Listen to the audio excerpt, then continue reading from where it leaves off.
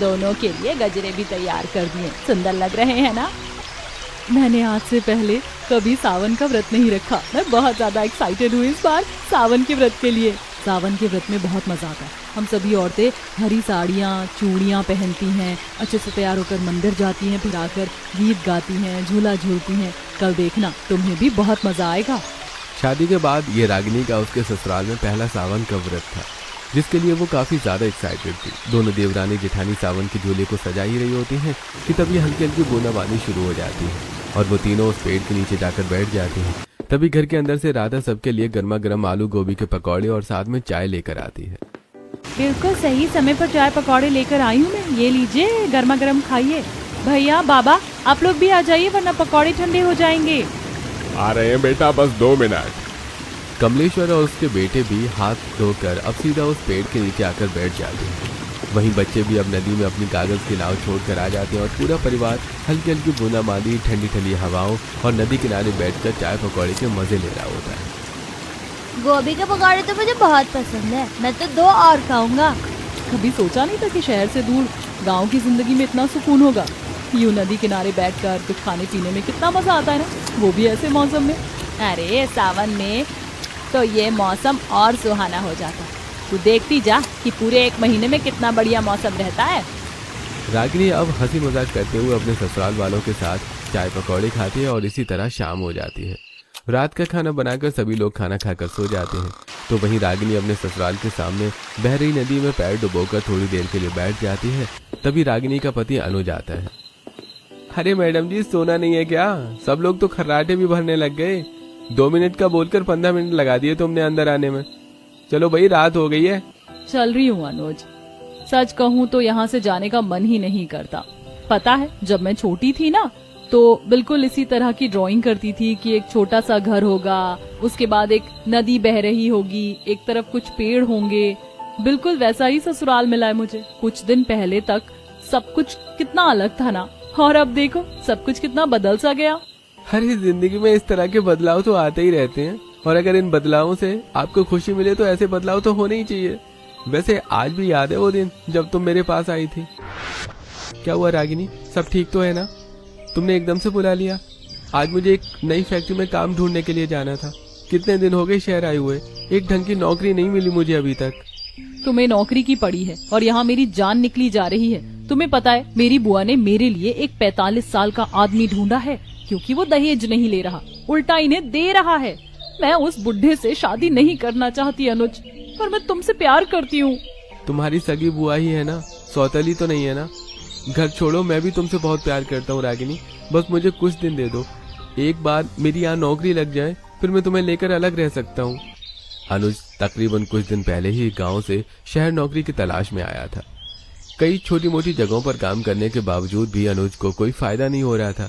तो वहीं इस बीच अनुज की मुलाकात रागिनी नाम की लड़की से होती है और धीरे धीरे इन दोनों को प्यार हो जाता है।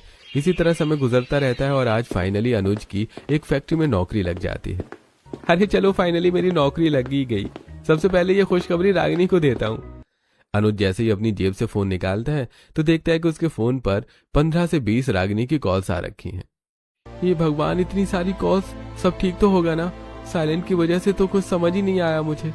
अनुज तुरंत रागिनी को कॉल करता है। तुम मेरा कॉल क्यों नहीं उठा रहे थे? हम जहाँ मिलते हैं ना मंदिर के बाहर, वहीं मिलना। मैं अभी आ रही हूँ। अनुज मंदिर के बाहर खड़े होकर रागिनी का वेट करने लगता है। तभी रागिनी शादी के जोड़े में भागते हुए सीधा अनुज के पास आती है, जिसे देखकर अनुज, रागिनी ये सब क्या है? तुम शादी के जोड़े में क्या कर रही हो? मैंने कहा था ना कि मेरे घर वाले जबरदस्ती मेरी शादी कर देंगे। बड़ी मुश्किल से शादी के मंडप से भाग कर आई हूँ अनुज। अगर अब तुमने मुझसे शादी नहीं की ना तो तुम मुझे हमेशा हमेशा के लिए खो दोगे। नहीं रागिनी, ऐसा नहीं होगा। मेरी नौकरी लग गई है, अब मैं तुम्हारी जिम्मेदारी उठा सकता हूँ। अनुज रागिनी का हाथ पकड़ता है और उसे मंदिर में ले चलता है, जहाँ दोनों आखिरकार 7 फेरे लेकर एक दूसरे के बंधन में बंध जाते हैं। तभी रागिनी, अनुज देखो, अब हम यहाँ इस तरह शहर में नहीं रह सकते। मेरी बुआ के बहुत बेकार लोगों से कांटेक्ट है और अगर उन्होंने हमें ढूंढ लिया ना तो हमें जान से मार देंगे। लेकिन रागिनी, मेरी आज ही तो नौकरी लगी है और गांव से आया भी तो इसीलिए था। मैं जानती हूँ अनुज कि तुम्हारे लिए काफी मुश्किल फैसला है, लेकिन प्लीज अभी मेरी बात को समझो। जान से बढ़कर हमारे लिए कुछ भी नहीं है। रागिनी की बात को समझते हुए अनुज अब उसे लेकर सीधा अपने गांव भजनपुर आ जाता है। और जब अनुज के परिवार वालों को रागिनी के बारे में सब पता चलता है तो कोई बात नहीं रागिनी बेटा, आज के बाद तुम मुझे ही अपनी माँ समझना। माँ बाप के गुजर जाने के बाद ये रिश्तेदार भी जल्लाद से कम नहीं होते। खैर अब तुम यहाँ बिल्कुल सुरक्षित हो, यहाँ आकर तुम्हें कोई परेशान नहीं करेगा। और अगर कोई आ भी गया ना तो सालों से गांव में इतनी इज्जत कमाई है कि सब खड़े हो जाएंगे हमारे आगे ढाल बनकर। अब बातें तो बहुत हो गई हैं, ये सब तो होता रहेगा। पहले कोई नई बहू का गृह प्रवेश तो करो, आराम भी तो करना होगा ना। कितनी दूर से आई है, थक गई होगी। इस तरह बिना बताए ससुराल आने के बावजूद भी रागिनी को अपने ससुराल के सभी सदस्यों से काफी ज्यादा प्यार मिलता है। इस समय को याद करते हुए दोनों पति पत्नी काफी देर तक नदी किनारे बैठते हैं और इसी तरह रात गुजर जाती है। आज सावन का पहला सोमवार होता है, जिसके घर में जोरों शोरों से तैयारी चल रही होती है। राधा बेटा, बाहर अच्छे से फूल लगवा दिए थे ना तुमने? जी तैयारियां अच्छे से हो गई हैं, अब आप लोग भी जल्दी से तैयार हो जाइए। अरे आप सब व्रत की तैयारी में ही लगे रहोगे या हमारा कुछ खाने पीने का इंतजाम भी करोगे? हाँ यार, बहुत जोरों की भूख लग रही है और आज तो खेत से सब्जियां लेकर मंडी भी जाना है। हे भगवान, कितना खाते हैं आप। थोड़ी देर पहले तो चाय पी थी आप लोगों ने। बैठिए, सबसे पहले आप लोगों का ही नाश्ता तैयार करती हूँ। इधर नीलम घर में सभी का नाश्ता तैयार कर रही होती है तो उधर कमरे के अंदर रागिनी अपने पहले सावन के व्रत के लिए तैयार हो रही होती है। मैंने सोचा नहीं था कि मैं इस साड़ी में इतनी सुंदर लगूंगी। अरे तुम तो हर चीज में प्यारी लगती हो, अब बस बालों में ये गजरे लगने बाकी रह गए हैं। अनुज रागिनी के बालों में गजरे लगा रहा होता है कि तभी एकदम से सुलेखा उनके कमरे में आ जाती है, जिसे देखकर अनुज और रागिनी थोड़ा शर्मा जाते हैं। अरे अरे शर्माओ मत, मेरी गलती थी जो मैं बिना दरवाजा खटखटाए आ गई। मैं तो बस ये बोलने के लिए आई थी कि बहू अगर तैयार हो गई हो तो चलो, मंदिर भी जाना है। रागिनी अब जल्दी से थोड़ा बहुत मेकअप करके बाहर आ जाती है और अब सुलेखा अपनी दोनों बहुओं, बेटे और पोता पोती को लेकर पास के ही मंदिर में जाकर भगवान भोलेनाथ की पूजा करके उन पर दूध चढ़ाती हैं। पूजा के बाद आसपास की औरतें और कुछ पड़ोसी नदी किनारे पेड़ पर लगे सावन के झूले पर झूल रही होती हैं। भाभी पता है, जब छोटी थी ना तब झूला झूली थी। इतने सालों के बाद ये सावन का झूला झूल कर तो मजा आ गया, बचपन की यादें ताजा हो गई। अब समझी कि ये सावन का झूला क्यों लगता है। इसीलिए मुझे सावन का महीना बहुत पसंद है। ऐसा लगता है बड़ों से सीधा बच्चे बन जाते हैं। काफी देर तक सावन का झूला झूलने के बाद अब वो सभी अपने अपने घर आ जाते हैं और अब इसी तरह धीरे धीरे शाम होने को आती है। एक काम करती हूँ, खाने में खीर पूरी और सब्जी बना लेती हूँ, फिर मंदिर भी तो जाना है। रागिनी अकेले ही चूल्हे पर रात के खाने की तैयारी करने लगती है। तभी सुलेखा रसोई के पास आती है और रागिनी को देखकर, अरे बहू, तुम अकेले खाने की क्यों तैयारी कर रही हो? और वैसे भी ये तुम्हारा पहला सोमवार का व्रत है, तुम ज्यादा काम मत करो। मुझे और नीलम बहू को तो आदत है व्रत में काम करने की। मुझे अच्छा थोड़ी ना लगता है, और आप लोग भी तो थके हुए, इसीलिए मैंने किसी को परेशान नहीं किया। इतना ही है तो मैं मदद करवा देती हूँ, लेकिन सब कुछ अकेले करने की कोई जरूरत नहीं है। सुलेखा नीलम को आवाज देती है और अब तीनों सास बहू रात के खाने की मिलकर तैयारी करने लगती हैं। तभी बाहर से मंडी में सब्जियां बेचकर उन लोगों के पति भी घर आ जाते हैं। आ गए आप लोग, चलिए हाथ मुंह धो लीजिए, मैं तब तक चाय बना देती हूँ। अरे ये क्या, आज तुम लोगों का व्रत है और खाना बना रही हो? लो, हम भी तुम्हारी थोड़ी मदद करवा देते हैं। अच्छा जी, आज आप हमारी मदद करवाएंगे? लगता है आज सूरज कहीं और से उगा है। घर के मर्दों को भी अपने साथियों खाना बनाने में मदद करवाते देखकर रागिनी काफी ज्यादा खुश होती है। अब थोड़ी देर में वो सभी फिर से मंदिर जाकर पूजा करते हैं और घर आकर व्रत खोलते हैं, जहाँ सभी पति अपने पत्नियों को अपने हाथों से नदी किनारे बैठकर खाना खिलाते हैं। लगता है इस बार आपको कुछ ज्यादा ही प्यार आ रहा है मुझ पर। लगता है देवर जी की परछाई पड़ गई है आप पर। चलो सही है, थोड़ा तो प्यार आया मुझ पर। हाँ, वैसे तो मैं तुम्हें प्यार करता ही नहीं। अगर आज तुम्हारा व्रत ना होता ना तो तुम्हें बताता। परिवार क्या होता है, परिवार वालों का साथ और प्यार, ये सब कैसा होता है। अनुज, मुझे ये सब यहाँ आकर ही पता चला। थैंक यू सो मच, तुमने मुझे इतना अच्छा परिवार दिया। अरे तुम भी तो इतनी अच्छी हो। इसके बाद रागिनी मुस्कुरा देती है और अब इसी तरह दिन गुजरने लगते हैं। आज तकरीबन 3 से 4 घंटे बीत चुके थे, लेकिन फिर भी बारिश रुकने का नाम नहीं ले रही थी। लगातार तेज बारिश की वजह से इस गरीब परिवार की छत भी कुछ जगहों से टपकनी शुरू हो गई थी। हम लोग बाहर खेलने कब जाएंगे? कितनी देर से बारिश हो रही है। बेटा, हम तो खुद परेशान हैं बारिश से, ऊपर से छत भी कितनी ज्यादा टपक रही है। लगातार तेज बारिश की वजह से छत टपकने के साथ साथ दोनों देवरानी जिठानी ने मिलकर आंगन में जो पेड़ पर झूला बनाया था, अब वो भी टूटकर गिर चुका था। कुछ देर बाद जब बारिश रुकती है और पूरा परिवार घर में जमा पानी बाहर निकालता है, तो वहीं जब वो उस टूटे झूले को देखते हैं तो हमने कितने मन से झूला बनाया था, सारा खराब हो गया और टूट भी गया। अब दोबारा से फिर इतनी मेहनत करनी पड़ेगी। क्या करें भाभी, जब जब तेज बारिश होती है तो ऐसा ही हाल हो जाता है। पिछले साल भी तो झूला टूट गया था। आज पूरा परिवार काफी ज्यादा उदास होता है। तभी उनकी उदासी को बढ़ावा देने के लिए सुलेखा की जेठानी वंदना, जो पैसों के मामले में काफी अमीर थी, उनके घर जाकर उनकी बेइज्जती करने का एक भी मौका नहीं छोड़ती। पता चला कि तुम्हारा सावन का झूला टूट गया। खैर अब नदी किनारे बांधोगी तो टूटेगा ही ना। अगर हमारे जैसे बड़ा घर होता तो आंगन में ही बांध लेती। और ये क्या, तुम्हारी तो छत की भी बुरी हालत हो रखी है। लगता है पिछले जन्म में कोई बुरे कर्म ही किए होंगे जो इस जन्म में ऐसे फल भुगतने पड़ रहे हैं। वंदना की बात सुनकर सभी को बहुत गुस्सा आता है, लेकिन कोई कुछ नहीं कहता। तो वहीं जैसी वंदना घर से निकलती है, इसलिए रागिनी मुझे ये अमीर लोग बिल्कुल पसंद नहीं है। तुम्हें नहीं पता कि इनमें अपने पैसों का कितना दिखावा होता है।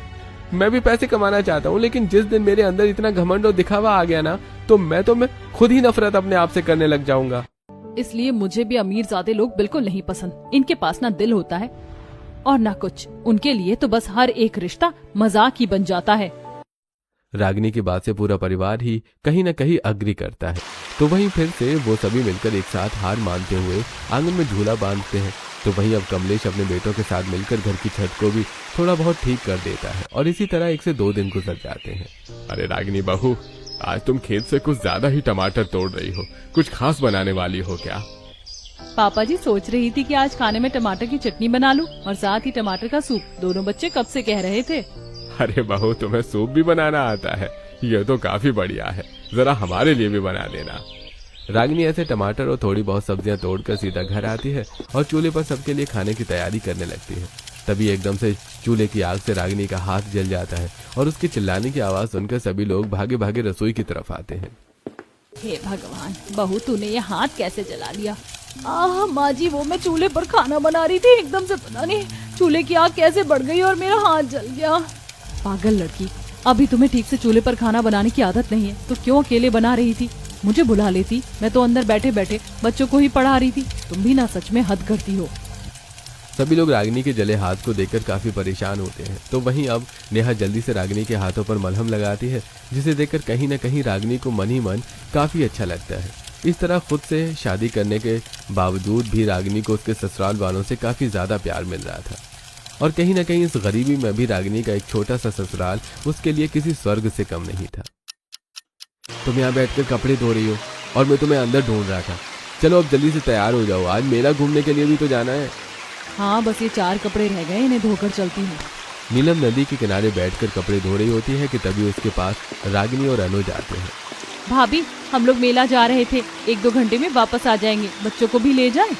तुम लोग भी मेला जा रहे थे? हमारा भी प्लान था मेला जाने का। अच्छा, लेकिन माँ जी को इस तरह अकेले छोड़कर हम लोग जाएंगे कैसे?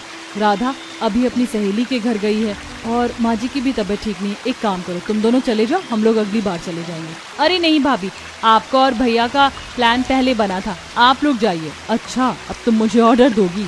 मैं तुम्हारी जेठानी हूँ या तुम मेरी? चलो अब जाओ, और हाँ, इन्हें भी ले जाओ और ज्यादा कुछ बाहर का मत खिलाना, वरना फिर दोनों पेट पकड़ कर बैठ जाएंगे। रागिनी, अनुज और बच्चे सब मिलकर अब मेला जाते हैं, जहाँ वो लोग काफी सारे झूला झूलते हैं और तरह तरह की चटपटी और मीठी चीजें खाते हैं। आपको पता है चाचा, ये सावन का मेला मेरा फेवरेट मेला है। चलो ना उस बड़े वाले झूले पर झूलते हैं। ये सावन तो मेरी जिंदगी में मानो ढेर सारी खुशियाँ ले आया हो। ऐसा लगता है जिंदगी भर की खुशी इस सावन के महीने में मिलकर रहेगी मुझे। जिस खुशी और प्यार के लिए मैं तरसती आई थी, वो सब मिल रहा है मुझे। अब इसी तरह कुछ दिन और गुजर जाते हैं और आज राधा नदी किनारे बैठकर रागिनी के सिर की मालिश कर रही होती है। तुम्हारे हाथ में तो सच में जादू है, जादू से सिर दर्द गायब हो गया। है ना भाभी, वो तो मुझे पता है, सभी लोग मेरे हाथों से सिर की मालिश करवाते हैं। राधा एकदम बोल ही रही होती है कि तभी वहाँ कमलेश एक बड़ी सी पन्नी में ढेर सारे बेर लेकर आता है। रागिनी बहू, तुम्हें बेर काफी पसंद है ना? ये लो और खाकर बताओ कि कैसे हैं, खट्टे तो नहीं है ना? रागिनी के ससुराल वाले उसकी छोटी छोटी खुशियाँ और पसंदीदा चीजों का काफी ख्याल रखते थे। वहीं आए दिन ससुराल वालों के साथ आसपास घूमना, नदी में नहाना, मछली पकड़ना और कभी कभी तो नदी के किनारे बैठकर खाना बनाकर खाते हुए सबसे पुरानी कहानियां सुनना, ये सब रागिनी की जिंदगी का हिस्सा बन चुका था। ऐसे कुछ समय और गुजरता है और आज फिर से सावन का एक और सोमवार आता है। अरे सोच रहा हूँ कि आज मैं भी सावन का व्रत रख लूं, थोड़े बहुत पाप भी धुल जाएंगे मेरे। क्या बात है देवर जी, देवरानी जी के आने के बाद तो पूरे बदल गए, वरना रागिनी मैं तो कह कह कर थक जाती थी इसे व्रत रखने के लिए। अगर अब अनुज रख ही रहा है तो सोच रहा हूँ कि मैं भी रख लूं। हो क्या रहा है, घर के मर्द अब व्रत भी रखेंगे। चलो अच्छा है, कभी तो जाकर तुम सब लोगों में अकल आई। सुलेखा की बात सुनकर सभी लोग हंसने लगते हैं, जिसके बाद आज पूरा परिवार एक साथ मंदिर जाता है। भगवान शिव की पूजा करके सभी घर आ जाते हैं और आज शाम में घर की औरतों के बजाय घर के मर्द खाना बना रहे होते हैं और औरतें बच्चे बाहर नदी किनारे बैठकर उसकी बूंदों पर पैर छोड़े एक दूसरे से बातें कर रहे होते हैं। पता है माँ जी, हमारे पड़ोस में एक फैमिली रहती थी, उनकी लव मैरिज हुई थी। तो हस्बैंड जॉब करता था और वाइफ भी, लेकिन खाना हमेशा बेचारी वाइफ को ही घर जाकर बनाना पड़ता था। तो एक दिन उसने अपने हस्बैंड की ऐसी पिटाई करी ना कि वो बेचारा पानी भी अब खुद लेकर पीता है। पर मेरे साथ तो अलग ही है, मैं आंखें दिखा दूं ना तो वो मुझसे ही डर जाते हैं। अरे भाई कुछ भी हो, लेकिन आज हमें कितने समय के बाद आराम करने को मिला। पुरुष खाना बना रहे और हम यहाँ आराम से बैठे हैं। थोड़ी देर में अब खाना भी बनकर तैयार हो जाता है। उसके बाद अब वो सभी खाना लेकर बाहर नदी किनारे ही जाते हैं और आराम से ठंडक में खाना खाते हैं। एक बात तो है, चाहे कितनी ही गर्मी क्यों ना हो, लेकिन ये नदी किनारे बैठकर बड़ा ठंडक सा महसूस होता है। मैं तो कह रहा हूँ कि आज हम सब लोग यहीं सो जाते हैं। कमलेश की बात सुनकर आज पूरा परिवार नदी किनारे बिस्तर लगाकर सो जाता है। रात गुजर जाती है। एक दिन ऐसे ही शाम का वक्त होता है। राधा चूल्हे पर चाय बना रही होती है और दोनों बहुएं रात की सब्जी की तैयारी कर रही होती हैं कि तभी सुलेखा। अब एकदम से याद आया मुझे, आज तो मंदिर में एक छोटा सा सत्संग था ना, कब का शुरू हो गया होगा और हम लोग गए ही नहीं। लेकिन माँ जी अब तक तो सत्संग खत्म भी होने वाला होगा, अब क्या फायदा जाने का। लेकिन बहू जब याद आ गया है तो चल लेते हैं। तो माँ जी आप रागिनी को ले जाइए, मैं फिर खाने की तैयारी कर लेती हूँ। सुलेखा अब रागिनी को ही अपने साथ मंदिर सत्संग में ले जाती है। कुछ ही देर में सत्संग खत्म होता है और जैसे ही रागिनी और सुलेखा मंदिर की सीढ़ियों से नीचे उतर रही होती हैं कि तभी रागिनी की नजर थोड़ी दूरी पर खड़े एक आदमी पर जाती है और जैसे ही रागिनी उसे देखती है उसके डर के मारे पसीने छूटने लग जाते हैं। हे भगवान, ये आदमी यहाँ क्या कर रहा है? उस आदमी को देखकर वो इतना ज्यादा घबरा जाती है कि वो बार बार मंदिर की सीढ़ियों से गिरने से बचती है। अरे रागिनी बहू, कहाँ ध्यान है तेरा? अभी सीधा मुंह के बल गिरती, आराम से चल। घर आने के बावजूद भी रागिनी काफी ज्यादा परेशान रहती है और किसी से भी ठीक से बात नहीं करती। भैया सब ठीक तो है ना? भाभी शाम से कुछ परेशान सी लग रही है, मैंने पूछा था पर उन्होंने बताया नहीं। अभी कह रही थी मम्मी भी कि मंदिर से घर लौटते समय रागिनी थोड़ी परेशान हो गई थी, देखता हूँ क्या बात है। रागिनी वहां नदी किनारे झूले के पास बैठी होती है तो वहीं अब अनुज रागिनी के पास आता है और उसके बगल में बैठकर, क्या हुआ रागिनी, सब ठीक तो है? घर वाले बता रहे थे कि तुम शाम से परेशान हो, किसी से कोई बहस हुई है या कोई और बात है? अरे पति समझकर ना सही, लेकिन कम से कम एक दोस्त समझकर तो बता ही सकती हो ना। नहीं अनुज, ऐसी कोई बात नहीं है, वो बस शायद तबीयत खराब है, इसीलिए सुबह तक ठीक हो जाऊंगी मैं।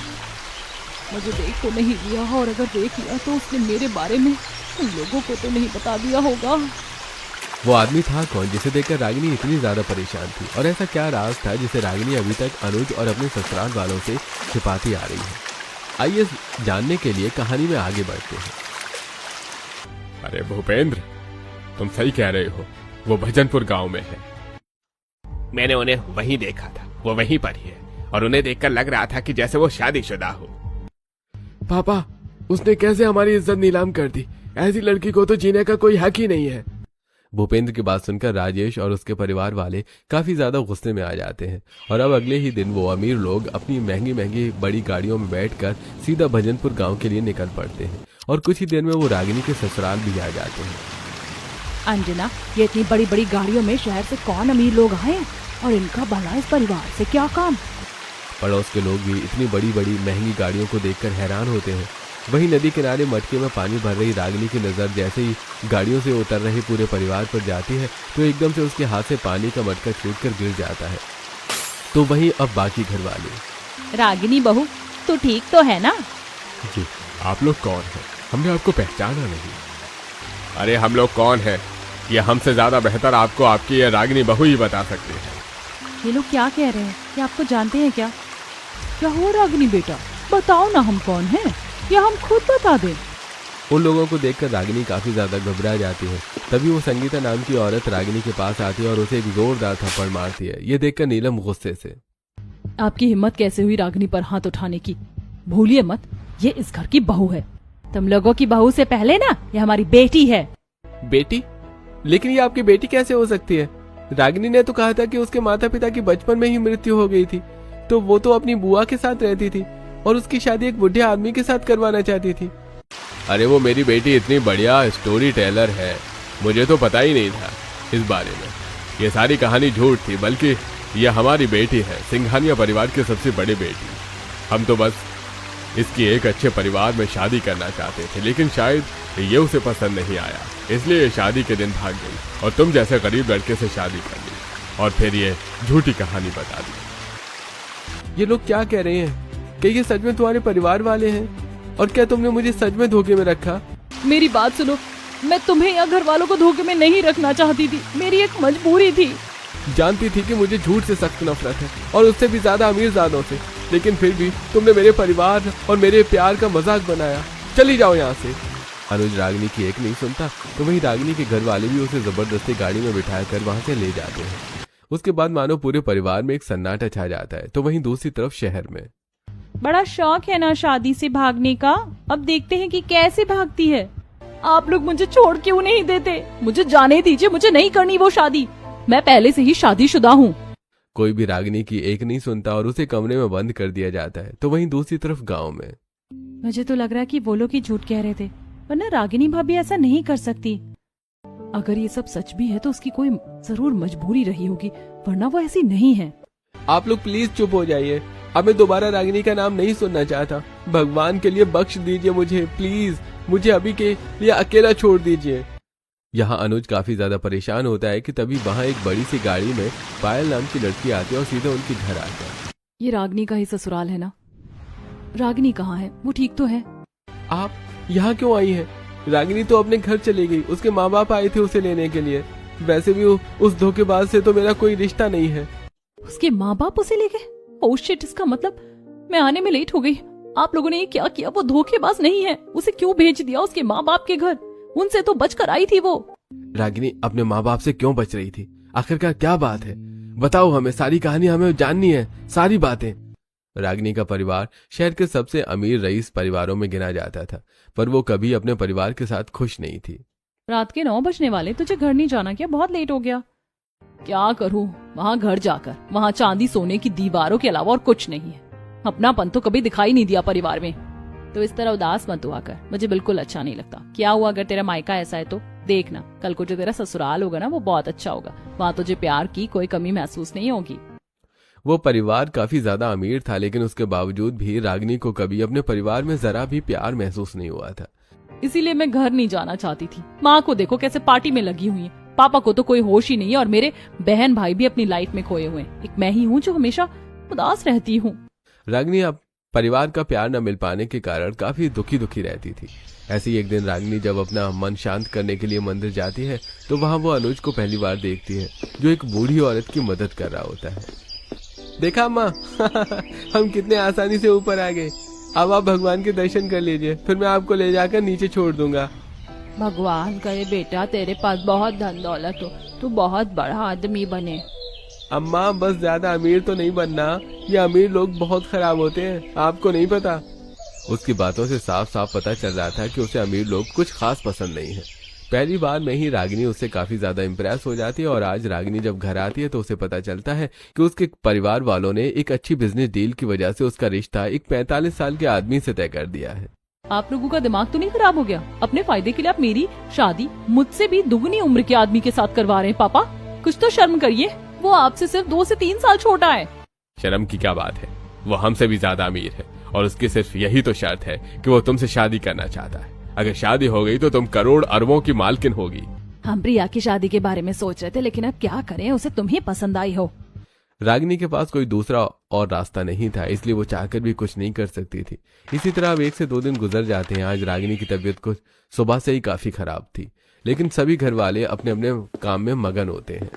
हे भगवान, क्या मुझे कभी प्यार मिल पाएगा परिवार का, या मैं हमेशा ऐसे तरसती रहूंगी? इससे अच्छा तो मैं तेरे पास ही आ जाऊं। जब जब वो परेशान होती थी तो वो सीधा मंदिर आ जाती थी, और आज भी जब रागिनी मंदिर आती है तो उसे फिर से अनुज दिखता है। तभी अनुज जैसे ही मंदिर से जाने लगता है तो अनुज का रुमाल उसकी जेब से गिर जाता है। ये देख रागिनी वहां भागती हुई जाती है और अनुज को रोककर उसका रुमाल उसे लौटाती है। आपका रुमाल नीचे गिर गया था। अरे वो मैंने देखा नहीं था, थैंक यू। वैसे मैंने आपको इस मंदिर में पहले भी कई बार देखा है। आप यहीं आसपास रहते हैं? अरे जी नहीं, मैं तो भजनपुर गांव से आया हूँ। यहाँ नौकरी की तलाश में कुछ ही दिन हुए हैं, छोटे मोटे काम ही मिल पा रहे हैं। कोई बड़ी फैक्ट्री में काम मिले तो फिर मैं कुछ पैसे कमाऊं। रागिनी अनुज से काफी देर तक बात करती है और उस दिन के बाद से आए दिन वो आसपास के पार्कों और मंदिरों में मिलना जुलना शुरू कर देते हैं, जिससे धीरे धीरे उनका ये दोस्ती का रिश्ता प्यार में बदल जाता है। और उस दिन भी रागिनी अनुज के पास अपनी शादी से भाग कर आई होती है। लड़की भाग गई, मुझे लगा ही था ये ऐसा ही कुछ ना कुछ करेगी। हे भगवान, अब मैं क्या करूं। अपनी चाची की वजह से अनुज को शुरू से ही अमीर लोगों से थोड़ी चिढ़ थी, इसलिए रागिनी चाहकर भी उसे कुछ नहीं बता पाती। तो वहीं पायल के जरिए जब सारी सच्चाई पूरे परिवार के सामने आती है तो हे भगवान, अब तो ये उसकी शादी उस आदमी से करवा कर ही मानेंगे। क्या करें हम? अरे ये क्या हो गया? मैं क्यों नहीं रागिनी की बात सुना? मैं अपनी रागिनी को नहीं खो सकता। गुस्से में मैंने ये कितनी बड़ी गलती कर दी। मेरे भाई, हम लोग सुबह ही चलते हैं शहर के लिए। रागिनी हमारे घर की बहू है, कोई उससे जबरदस्ती शादी नहीं कर सकता। अगली सुबह संदीप, नीलम और पायल शहर के लिए रवाना हो जाते हैं। तो वहीं उसी दिन शहर में रागिनी की जबरदस्ती उसके घर वाले धर्मेंद्र से शादी करवा रहे होते हैं। भगवान के लिए ऐसा मत करिए, मैं पहले से ही शादीशुदा हूँ। मैं किसी और से शादी नहीं कर सकती। चुप कर तू, वरना हाथ पैर बांध के तेरी शादी करवाएंगे, समझी? रागिनी पूरी तरह से मजबूर हो चुकी थी और अब वो बस हार मानने ही वाली होती है कि तभी वहां अनुज, संदीप और पायल आ जाते हैं। खबरदार, जो मेरी रागिनी को किसी ने हाथ भी लगाया तो हाथ तोड़ दूंगा सबके। अनुज, मेरी बहन का आशिक आ गया। अब अगर अपनी जान प्यारी है ना तो यहाँ से चला जा, वरना हमसे बुरा कोई नहीं होगा। पुलिस भी हमारा कुछ नहीं उखाड़ सकती। पुलिस तो कुछ नहीं कर सकती, लेकिन अगर तुम्हारी सच्चाई मीडिया वालों के सामने आ गई तो फिर क्या करोगे? इससे पहले वो लोग कुछ समझ पाते कि तभी पायल सामने ही रखे एक फ्लावर पॉट से छिपा हुआ स्पाई कैमरा निकालती है और उन सबको दिखाते हुए, ये स्पाई कैमरा है जो मैंने घर के नौकर के हाथ से कुछ पैसे देकर यहाँ लगवाया था। इसमें आप लोगों की सारी करतूत रिकॉर्ड हो गई है कि कैसे सिर्फ कुछ पैसों के चलते सिंघानिया परिवार अपनी बेटी की शादी दुगनी उम्र के आदमी के साथ कर रहा है। और अगर ये न्यूज गलती से भी बाहर आ गई तो आपके तो सारे बिजनेस कॉन्ट्रैक्ट्स ही खत्म हो जाएंगे। देखते ही देखते आप तो रोड पर आ जाएंगे। ऐसा मत करो, मुझे अमीर से फकीर चंद नहीं बनना। इस एक लड़की के चक्कर में मैं अपनी इज्जत थोड़ी न दांव पर लगाऊंगा। अरे पायल बेटा, रुक जाओ। तुम तो हमारी बेटी जैसी हो ना, तुम्हें रागिनी चाहिए ना, ले जाओ उसे, लेकिन इस वीडियो को वायरल मत करना। निकल गई ना सारी हेकड़ी। पायल रागिनी के पास आती है और उसके गले लग जाती है। उसके बाद वो लोग वहां से चले जाते हैं, लेकिन पायल का प्लान अभी खत्म नहीं हुआ था। रागिनी को वहां से निकालने के बाद पायल उस वीडियो को सोशल मीडिया को दे देती है, जिससे देखते ही देखते राजेश के परिवार की इज्जत मिट्टी में मिल जाती है। ठीक नहीं किया, मैं इसे कभी माफ नहीं करूंगा। बेटी भी गई, करोड़ों रुपए भी गए, और जो इज्जत बची थी वो भी चली गई। पायल ने राजेश और उसके परिवार को काफी अच्छा सबक सिखाया था। तो वहीं गांव आकर रागिनी काफी ज्यादा खुश और भावुक होती है। जब वो लोग तुझे ले गए तो मैं तो सोचने लगी कि मैं तुझे कभी दोबारा नहीं देख पाऊंगी। आखिर मेरी बच्ची वापस आ गई। मैं तुझे बता नहीं सकती मैं कितनी खुश हूँ। आप लोग मुझे माफ कर दीजिए। मैं आपको शुरू में ही बता देना चाहती थी, लेकिन डर था कि कहीं मेरी सच्चाई सामने आने पर आप लोगों का जो ये प्यार है मैं इसे खो ना बैठूं। तुम हमारे घर का वो अनमोल हीरा हो जिसे हम चाहकर भी कभी खो नहीं सकते। बहू, जो हुआ उसे भूल जाओ। अब से हम ही तुम्हारा मायका है और हम ही तुम्हारा ससुराल। ससुराल वालों की बातें सुनकर रागिनी काफी ज्यादा खुश होती है। उसके बाद अब ऐसे ही 1 से 2 दिन गुजरते हैं और आज आखिरकार सावन का आखिरी सोमवार होता है, जिस दिन अनुज खुद अपने हाथों से रागिनी के हाथों में मेहंदी लगवाता है और उसके साथ मंदिर जाकर शाम के वक्त नदी किनारे उसे खुद झूला झुलाता है। और आखिरकार अमीरी में तो नहीं, लेकिन गरीबी में आकर ही सही, पर रागिनी को उसका स्वर्ग जैसा परिवार मिल चुका था।